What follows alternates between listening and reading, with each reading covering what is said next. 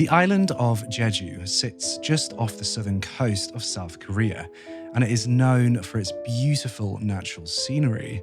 Its sandy beaches, breathtaking forests, and impressive volcanic mountain bring in several million tourists every year. And 2019 was no exception, with nearly 15.2 million people coming to visit the island for tourist activities and to take in the stunning natural beauty. In May of 2019, 3 tourists would arrive at Jeju via the ferry, though unbeknownst to them, only 2 of them would leave the island alive. People say Ted Bundy didn't show any emotion. I showed emotion.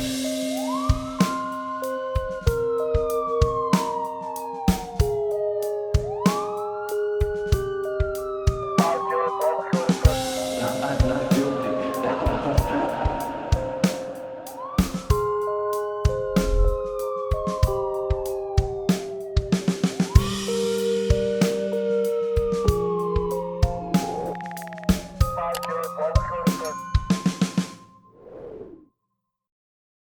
The following episode is not suitable for those under the age of 13. Viewer discretion and parental guidance is advised.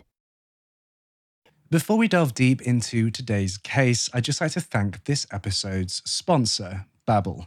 With the summer season upon us and after such a long time of being cooped up inside, so many people are traveling to new vacation destinations, ready to experience a wide range and wide variety of cultures. Now, you've got to make sure that you're prepared for wherever the summer takes you. You can do that by learning a brand new language today. Babbel teaches real-world practical conversations in short 10-minute interactive lessons. I've been using Babbel's award-winning technology to refresh my mind on Dutch idioms. Kleur bekennen. Kleur bekennen. Kleur bekennen. Groen als gras zijn. Groen als Klaustein. Groen als gras zijn. Zich groen en geel ergeren. Zich groen en geel ergeren. Babbel's speech recognition helps you to improve your pronunciation and accent. And don't you worry, because I've hooked you up. The wonderful people at Babbel are offering you 65% off your subscription if you use the link at the top of the description or the link at the top of the pinned comments down below. I got you. I've always got you. I've got you with these deals. Start on your summer adventure with Babbel today. It's brands like Babbel that make content like this video possible, so thank you so much to them for their support. And with that being said, let's delve right into today's video. But before that, again, sorry, I keep interjecting. Before getting too far into this case, there are a few important cultural differences that need to be noted. The full name of the victim is not public, nor is their face. This is a common practice in South Korea in order to protect the privacy of the victim and the victim's family members. In videos and images from the media, you will also notice that the faces and voices of their family members have been censored as well. I sincerely ask that none of you watching this video try to seek out this information, as it is deeply violating the privacy of the victim and their family. So for the rest of this video and for the sake of consistency, we shall be referring to the people involved in this case via their surnames. Now, the case we're covering today was actually chosen by my channel members and my Patreon members. So if you're interested in monthly case polls, copies of my scripts, and other fun exclusives, then please check those out in the description box down below. With all that being said, let's delve right back into this case. Kang was a man described by his loved ones as someone who deeply loved his family and his research. In 2019, Kang was working on his doctoral research and was very close to completing the program. He had already published various scientific papers and articles, and achieving his doctorate would help solidify his reputation as a bright and skilled man. His studies and research aside, Kang was known as a very loving father.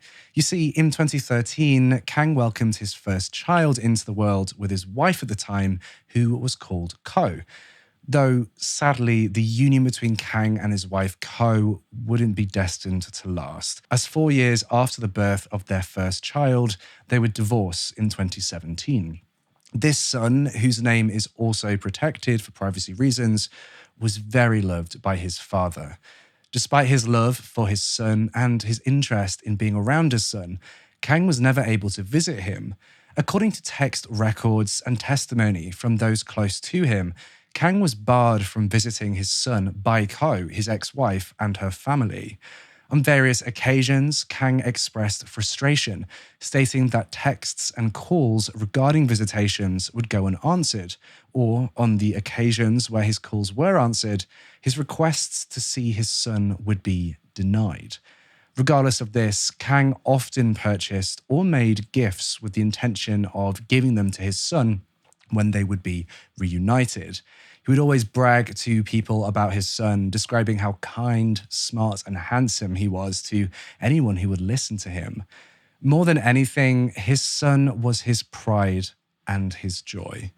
He expressed an interest in taking his ex-wife Koh to court in order to ensure his right to see his son. He wanted to see him more often, and that was being restricted. Though unfortunately, Kang's dream of being more closely intertwined in his son's life wouldn't become a reality. In mid-May of 2019, Kang had discussions with his ex-wife Koh about seeing his son, and Koh finally agreed. You've got to keep in mind that these discussions that Kang was having, he had wanted to see his son for so long, been asking, and finally Koh agreed to it. She said that they would take a trip together to Jeju, where the three of them would be able to relax at one of the lovely beaches, go shopping, and just enjoy some quality bonding time together.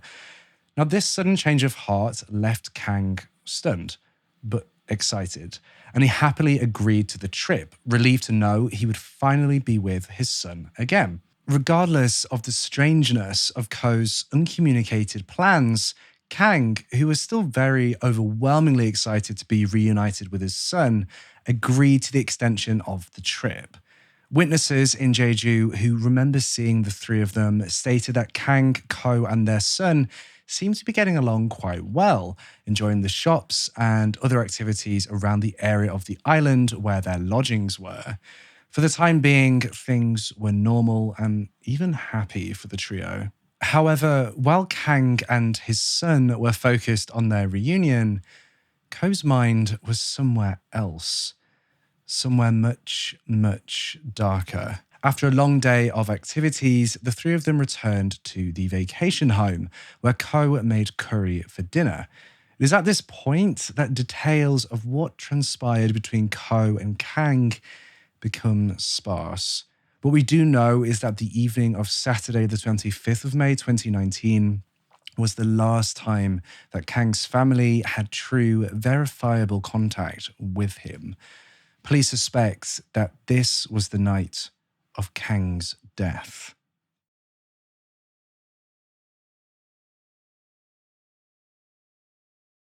We have no way of knowing what exactly happened that night in the rented lodgings, but the police did share their opinions on what was most likely to have happened. It is a known fact, confirmed by phone, banking, and witness records, that Koh purchased a large kitchen knife, bleach, and other cleaning supplies while on Jeju.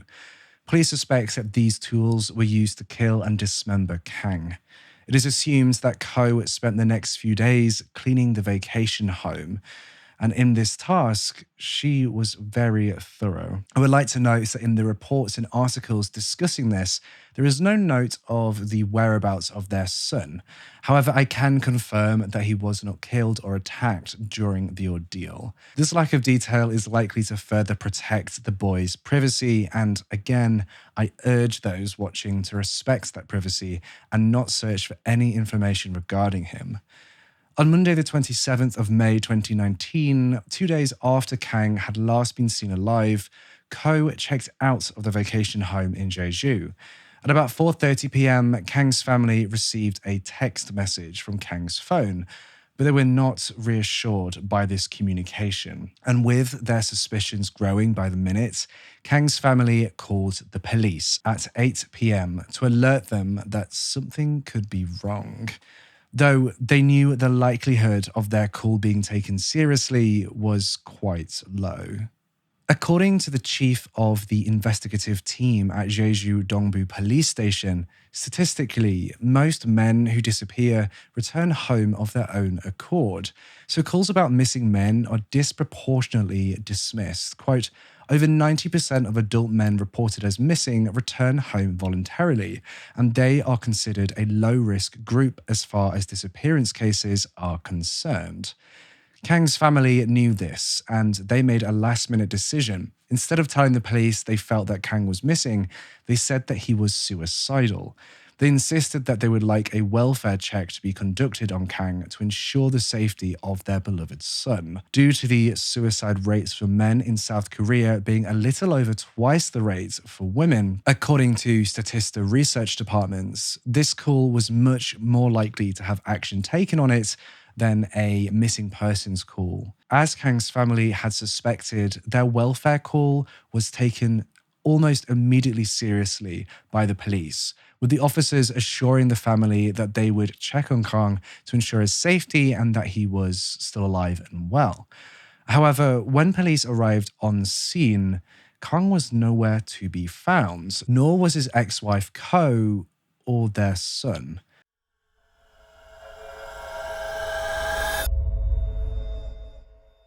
On Tuesday, the 28th of May 2019, Koh was en route to Wando Islands, and along the way, she began disposing of her ex-husband Kang's remains.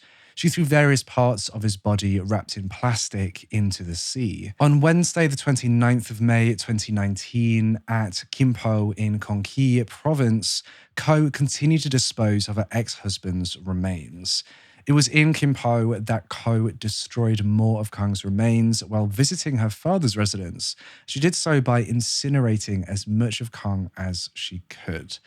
Koh stayed put in Gimpo for a few days, laying low as the police searched desperately for Kang, who was at that point listed as a missing person. On Friday the 31st of May 2019, Koh left what small bits remained of her ex-husband Kang's body in a waste bin at around 3 a.m. before leaving for Cheongju. Fortunately, Koh wouldn't evade the authorities for much longer, as on the following day, Saturday the 1st of June 2019, in Cheongju, Koh was located by the police and brought in for questioning. Though by that point, Kang's body had been long gone.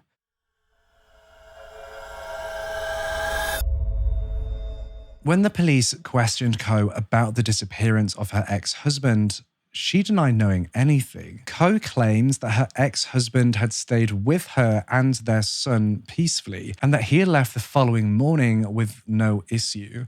However, the police knew that that was simply not the case. While Koh was traveling around and disposing of Kang's remains, the police had been investigating the rental property where she and her ex-husband Kang had stayed with their son. Though many of the surfaces in the lodging had been wiped down and bleached, traces of blood were found in places that Koh had not thought to clean. This blood was forensically tested, though the results would take a while to come back. The finding of this blood, combined with the information provided by the family regarding the disputes over Kang's son, the tonal shift in Koh's language, and the fact that she had been the last person to see Kang alive, amplified everyone's fears that Koh may have done something to Kang in Jeju.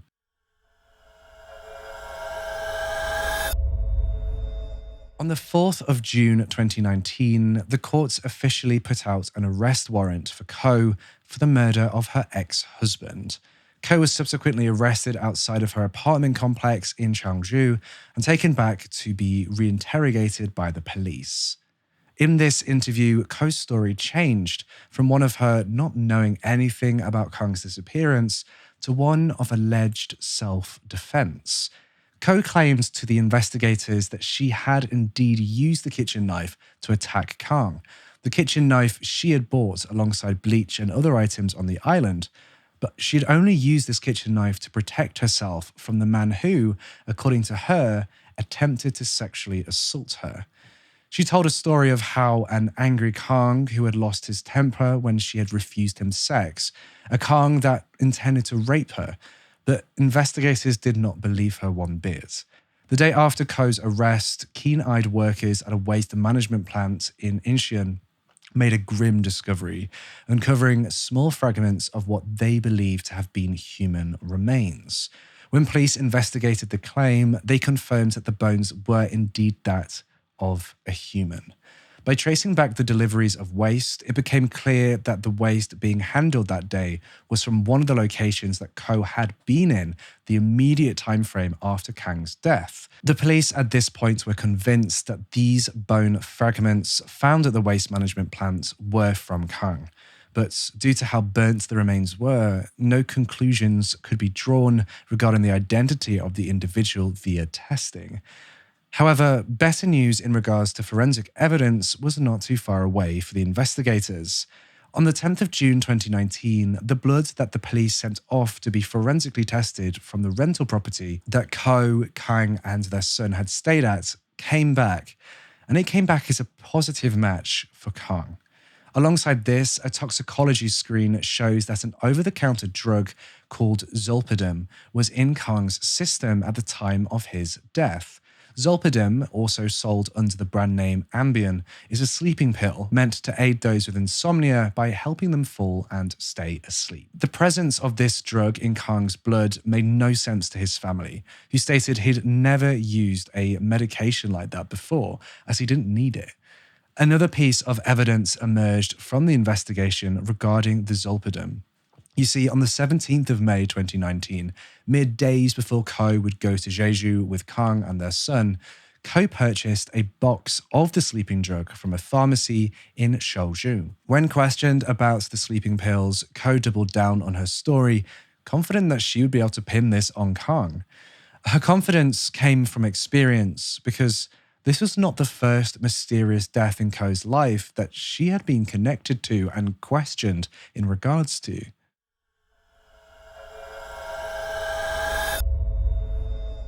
You see, Kang was not Koh's only husband.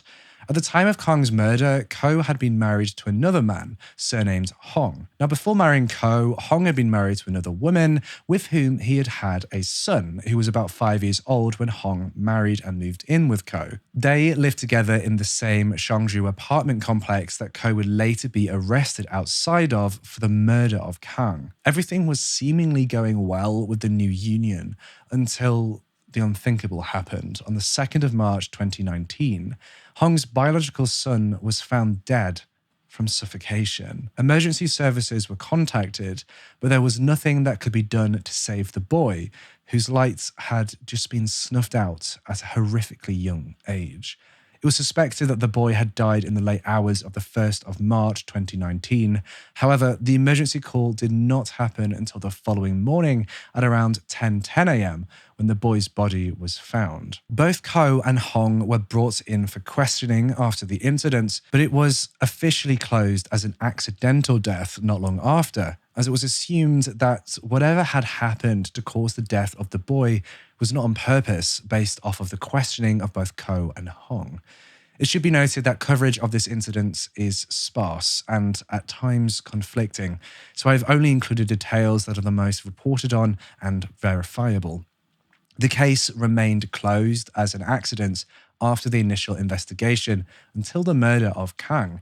His death led the police to reopen the case files, running a 5-month-long probe investigation to consider the possibility of the boy being murdered by Koh.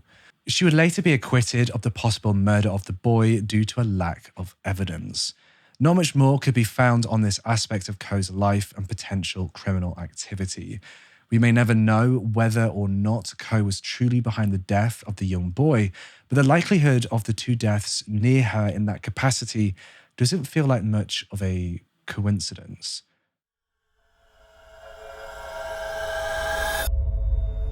As the investigation progressed, the search for identifiable pieces of Kang's remains continued, though to no avail. However, this did not stop the police from moving forward with the case against Koh, as on the 12th of June 2019, she was referred to prosecution. Koh would not be seen again for 2 months, only resurfacing publicly to attend the first day of her pre-trial hearings on the 12th of August 2019. The hearing was chaotic at best, and a complete media circus at worst. Many people had come all the way from Jeju to come witness Koh being questioned, so many in fact that there hadn't been enough seats or room in the courtroom.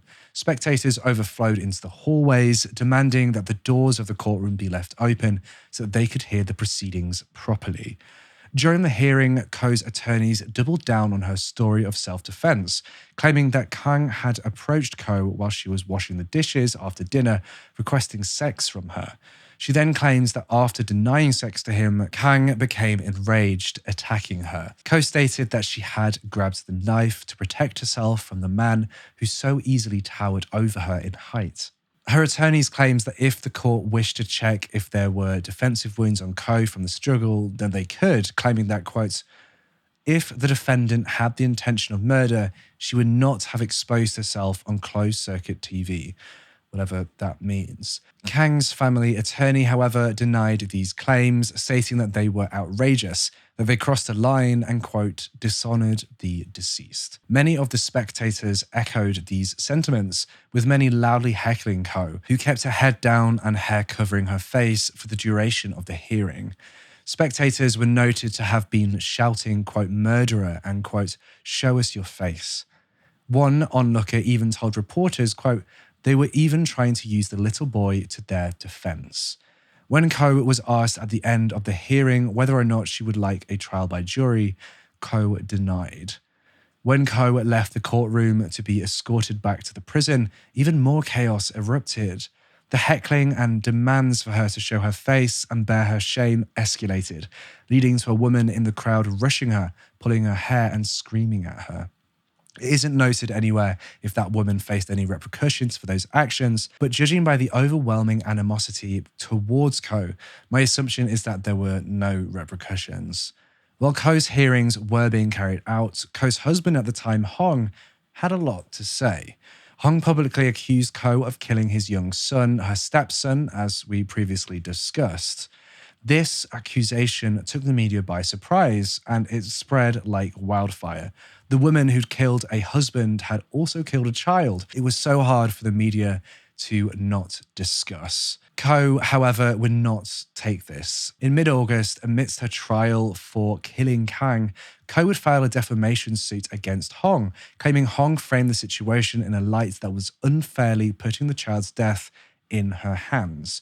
Now, I couldn't find out what became of this lawsuit. It could still be ongoing. It could have been settled out of court, but unfortunately, in the terms of this video, we simply just don't know what happened as a result of that lawsuit. Koh's trials continued on and off for the next 2 months, ultimately coming to one final conclusion.